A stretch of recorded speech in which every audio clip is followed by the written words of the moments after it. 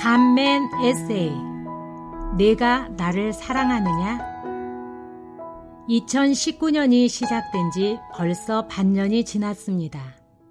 그러나 이처럼 반쯤 보낸 시점이 되면 주님 앞에서 지난 날들을 되돌아보고 어떻게 남은 날들을 살 것인지를 되새겨 보게 됩니다.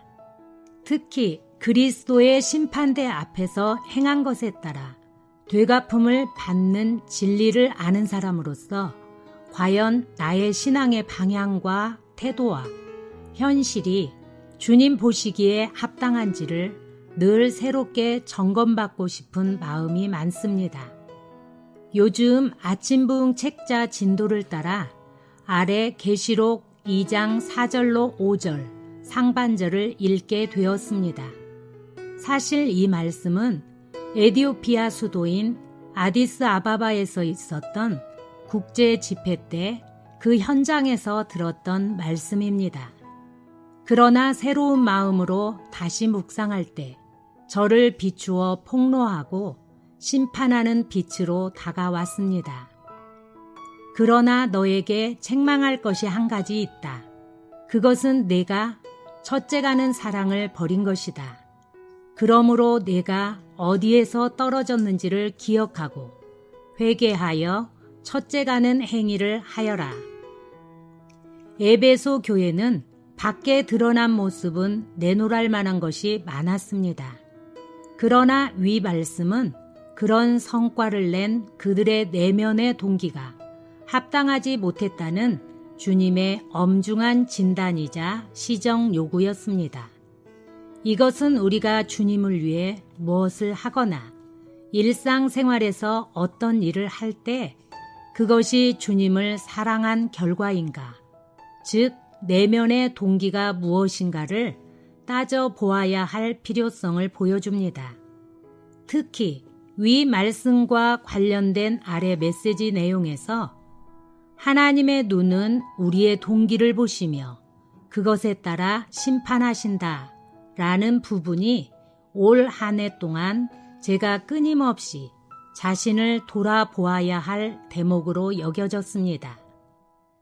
워치만리 전집 4권 기독독보 2, 9장의 인용입니다. 첫째 가는 행위는 겉으로 볼 때 에베소의 성도들이 이미 행한 것과 아무 차이가 없다.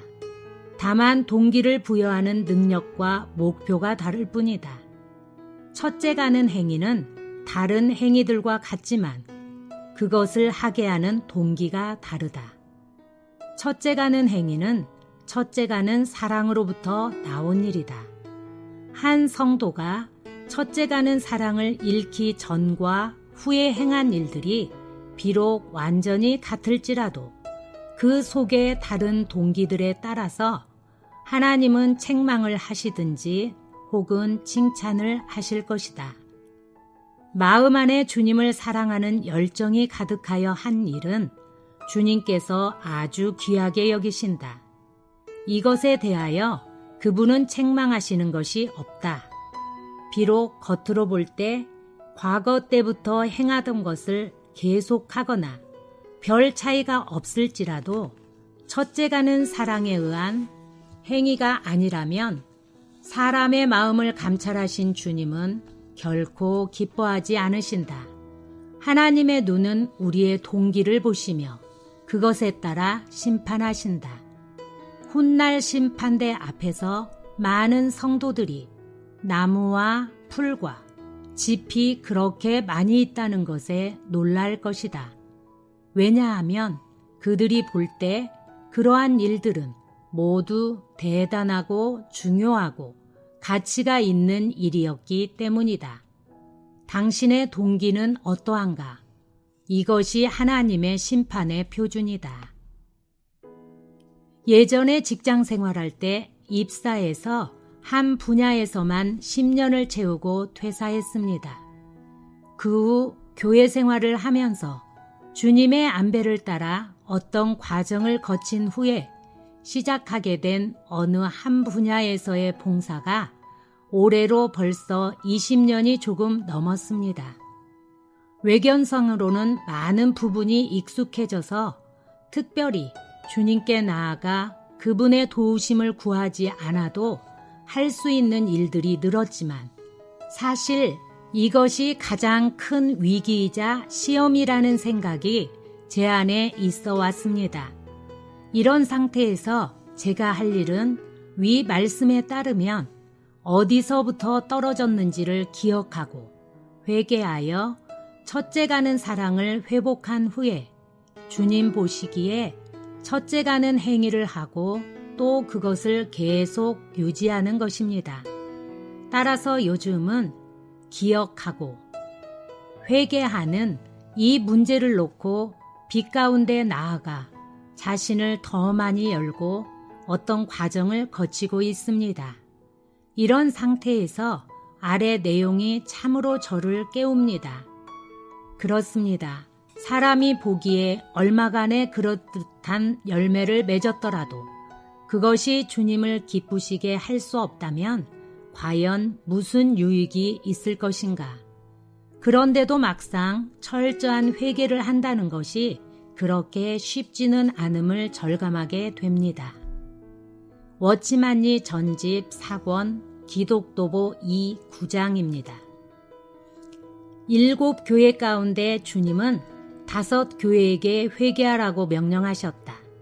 회개는 성도들의 보편적인 필요이다. 바쁘게 일하고 수고하며 인내하는 것은 그래도 쉬울 것이다. 그러나 회개는 우리가 가장 하기 어려운 것이며 또한 가장 하기 싫어하는 것이다. 허공을 치는 일들이 비록 우리의 시간과 힘을 소진할지라도 우리에게 겸손해지라고 요구하지는 않는다. 그러므로 육체는 그것을 견딜 수 있다. 그뿐만 아니라 그것은 사람에게 명성을 얻게 해줄 수도 있다.